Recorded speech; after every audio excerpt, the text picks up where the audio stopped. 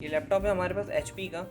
इसकी कॉन्फ़िगरेशन है हमारे पास Core i5 3rd generation 4 GB RAM.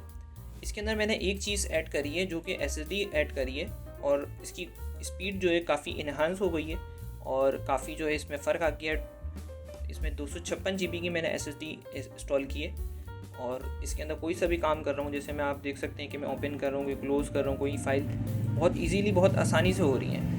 तो जब भी आप लैपटॉप में अपग्रेड करें तो इसका ख्याल रखें कि आप SSD को ज़रूर सामने रखें कि SSD जो है अच्छी कॉन्फ़िगरेशन में होनी चाहिए आपके पास। M2 में या M1 में इस तरह की SSD ज़रूरी काम में आती है।